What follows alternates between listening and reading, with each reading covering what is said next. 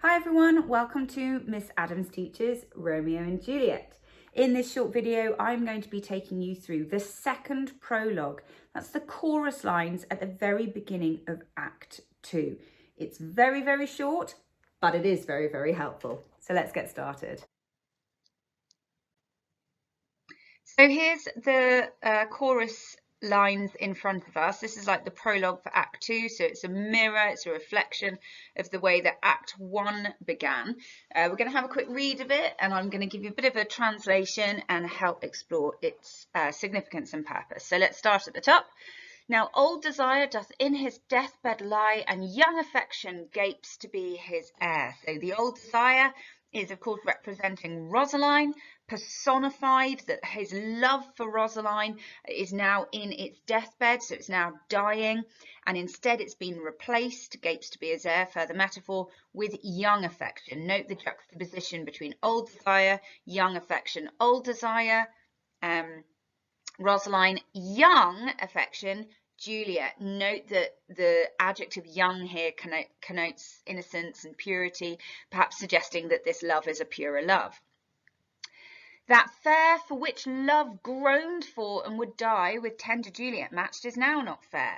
So check out this emotive language here. This is a reminder of how Romeo was in the earlier parts of Act 1, in pain, groaning, complaining. And it was for that fair. So again, it's Rosaline. Note the repetition here is now not fair. So in this case, it means beautiful. So next to Juliet, Rosaline, who he once was so desperate for, no longer seems so beautiful. Now Romeo is beloved and loves again. So this love, unlike his love for Rosaline, is requited. Juliet loves him, he is beloved, and he loves again. Alike bewitched by the charm of looks. Now it's interesting because it's a reminder that what has enchanted Romeo is still looks at this moment. But to his foe supposed he must complain. His foe supposed of course means Juliet. Foe meaning enemy, supposed, you know, she's meant to be the enemy. Complain here doesn't mean the same as we use it now. It means speak to, like address, but in terms of love, so make a loving address.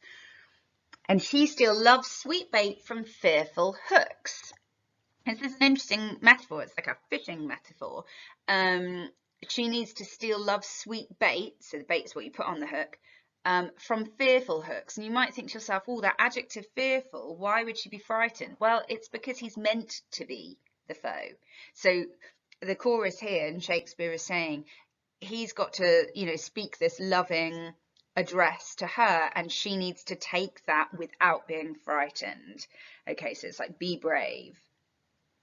Being held a foe, he may not have access to breathe such vows as lovers use to swear. So it's a reminder of how difficult things are. Like, because they're foes, he's not going to be able to get easy access to her to talk about his love. And she, as much in love, her means much less to meet her new beloved anywhere. Again, little contextual note, as a woman, she doesn't have the freedom that Romeo does to just like roam around happily. She can't just go and have a little wander because everything is very, very controlled. So it's even harder for her to be able to find a way to see Romeo. But passion lends them power.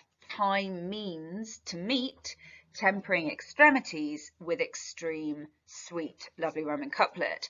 Note our plosive alliteration. Passion lends power, creating quite a dramatic voice. We've also got personification, because passion is lending them power. Time is lending them means being the way. To meet, tempering extremities with extreme sweet. Extremities here means danger, so that's how juxtaposition is created. So they're going to temper the danger with the sweet, yeah? And notice here this adjective is so intensifying, it's extreme sweet. Sweet as an abstract noun here representing their love. So this is all about the power of love. That even though everything is hard, and everything is going to be very difficult for them to be together, their love will make it happen. You may have noticed that just like the prologue by the chorus at the beginning of the play, this too is a sonnet. It is in sonnet form.